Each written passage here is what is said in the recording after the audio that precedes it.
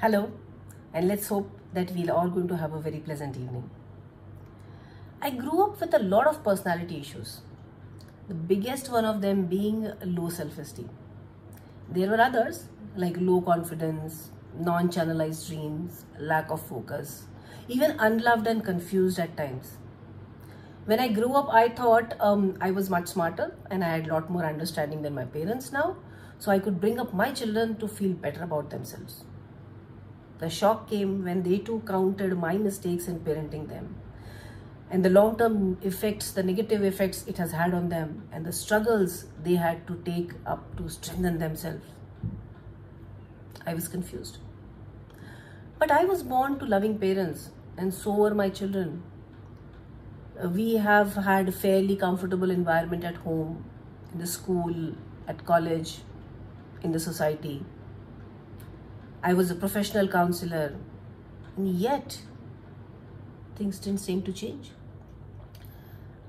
But I know I would have done at least a little better if my parents knew a few things. A little more better if my teachers had not said a few things and maybe said a few things to give me the boost I needed to see myself as a potential individual. Do I blame them? No. How can I? I have committed mistakes as a parent, and my children are the living proof of that. I do not blame them because I know they did the best they knew. When I look around at the problems of the world facing regularly, that terrorism, violence, rape, theft, religious hatred, suicide, homicide, and more, I'm usually drawn towards the issues from the perspective of the perpetrator rather than the victim. Were they born this way? How many of them were actually taught to grow up and be the way they were? And were they actually happy to do what they did? Oftentimes, when terrorists are caught and questioned, they have a reason to believe that they have a right to kill because of some injustice being done to them.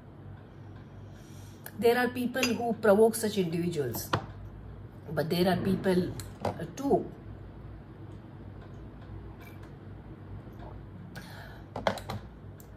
these are all fired by desires of vengeance, desire of power, desire of money. Where did that come from? Were they born with it? The child that they were was as innocent and contented as they were any other child. Somehow, when we talk of justice or right or wrong, we do not wish to look into the past for that person. I guess it complicates the matter. But how long are we going to ignore the young gunners who shoot out at the schoolmates and then blame the government for free availability of weapons? Weapons are available for all in certain countries, but everyone does not want to go down and shoot others. Can we try to understand why this one person is the way he is? It seems all the prisons, the judiciary across the world does keep psychologists around, and then great thesis works are published. But what actions are being taken in the society at large to ensure the number of such incidences and troubled people reduces? In fact, when we look around, we see the numbers on increase at alarming rate. Then what is the use of all the study and the research being conducted? All we do is end up increasing the budget of the armed forces. In addition, the progressive new world now believes that children need to be only given good academic education. That seems to be the ultimate aim for not only the governments but also the educators, the parents, everyone. With every changing policy, new subjects are added to the curriculum, new tests, new scholarship, new competitive exams, and thus new academic activities, new pressures. Teachers are overwhelmed with handling all the teaching and administrative responsibilities. And parents are overoccupied trying to provide money for this increasing needs of the child, the educational budgets. the emotional and existential needs of humans have never been as neglected as today. There are millions of social media posts that parents forward to others regularly. But when it comes to their own child, their entire focus seems to be on sending him to one expensive institute after another. Be it for schooling, higher studies, or for the tuitions he needs to take up to cope up with everything. All we do is keep increasing the budget allocated to some blind academic institute, academic education. Everyone agrees that mental, emotional, social, and even spiritual health is of utmost importance. But when it comes to implementation, well, here's a story for you. When my daughter was in class 9 and the state board had made it compulsory for schools to include personality development in the curriculum, the schools printed a textbook and added on a paper to the exams called personality development. Again, I do not blame them. They are also doing it for the first time. Maybe as they were taught. They have also been brought up in a certain way that perhaps never spoke of emotional health and its importance. They are experimenting like the rest of the world, but the sad truth is the entire world is experimenting with the most valuable commodity any nation could have, the younger generation. I have tried over the years to bring about change at my level. As a counselor and a trainer, I have been invited to great number of educational institutes to address parents and teachers from the age of the toddlers to the college goers. You should know most of them do not pay well, but I do go because I believe this is where the real work needs to be done. I put my heart and soul into bringing them small, doable activities, systems to be put into practice in the classroom and at home. I read and research and try to give them something that could bypass all their objections, of I don't have time, or the monetary budgets, or the school doesn't have enough money, etc. I know these activities and these systems work because I've tried them. But unfortunately, there has almost never been a follow-up. Whenever I would ask the principals about implementation of the learnings, all I would get is an awkward smile. Our teachers are burdened, or it is so difficult to get qualified teachers now. We do not want to force them into anything. I was once training a batch of university teachers for their refresher course. It was a huge hall and my session was after the lunch break. I saw a few teachers snoozing at the back with the lights off. When I asked some of the front benchers about it, I was told we take turns. Those who want to sleep after the lunch would usually sit in the front, and then, we change the places. These are the teachers who are seen complaining of the bad attitude of the students. But again, I do not blame them.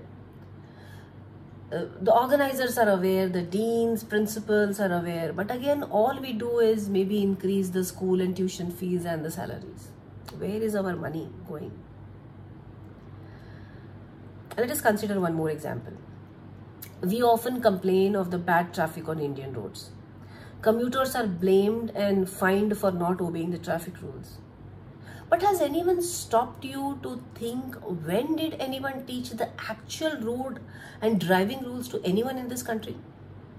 I do not remember. Try to think how you or your relatives got their driving license. How can we blame the commuters for blocking the left turn at the signal, or for stopping on a zebra crossing, or for that matter the auto rickshaw driver who stops right in the middle of the road if he sees a potential customer? Where is the training? The training to live well, the training to thrive, the training to grow, to be happy, the training to be safe. All we do is increase the budget allocated to install the traffic cameras and the penalty that is slapped on erring citizens. I'm often thinking of an alternate world where the lawmakers are actually interested in running a happy nation with contented, motivated, driven, considerate, compassionate, and happy citizens. That definitely cannot be achieved by increasing the military budget and increasing the salaries. I believe of a world where the government allots the biggest chunk of their budget to training and retraining of teachers and parents. Hear me out. Why? These are the two entities, the teachers and parents, that affect the mental, emotional, social, spiritual grooming of every innocent soul that enters into this world and becomes the next generation. For this, we will basically have to accept a few facts. Number one, all parents are experimental child handlers. They need regular guidance to handle themselves, the stresses of life, and the young ones that totally depend upon them. 2, most teachers are not in the profession by choice and a desire to build young mind. They are normal human beings trying to earn a livelihood and have no reason to have all the understanding of the human psychology. 3, if young minds are molded with love, care, compassion, patience, and knowledge, the future generations would be the one motivated by love, care, compassion, patience, and knowledge. And 4th, a generation that is motivated by compassion and knowledge is incapable of harming any other living being. This is my alternate world. But, it's not an impossible dream. I have been working on one person at a time as a counselor. My experience and that of several like me reiterates the fact that every human being needs to feel loved, admired, appreciated, needed, and above all worthy. Small words said here and there, small actions can make or break a valuable resource human being. But while running through this world and facing the challenges, each of us is so overwhelmed that hardly anyone is aware of the words and actions we lay out so casually, minute by minute, day after day. If only someone would keep us under training and coaching. If only we can be corrected early on in our damaging effect on the younger generation. If only our children have some place to go, get healed, in case the adults around them are not handling them well. If only I can hear a voice that says, you choose your path responsibly and do not have to live a life of fear of the others. You don't need to control the other just to please your own low self-esteem. Come, let's work to improve your self-esteem.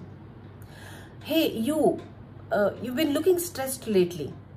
It might affect your children. Come, let us help you with your stress. Your children are turning to teenage. They would need to be handled in a certain way. We will train you soon. And there, your child has a little strong personality. You will need help to deal with her without getting disturbed. We are with you till you need us. Your child is in a relationship. She does not know how to handle it, and you have to guide her. We will be here to coach you on how to do that without creating a negativity in the relationship. Imagine those kind of words around me, someone watching me. What do you think will be the effect of this kind of changed parenting? What if someone is there to tell the teachers, Madam, your class has students with different academic abilities. You will need more inclusive ways to teach them and to deal with them. We'll coach you on that. Sir, you need to be careful with that language that you use. You may feel that they are not listening, but they are tender. Every word leaves a mark on them. Come with us into this training before you take your next class.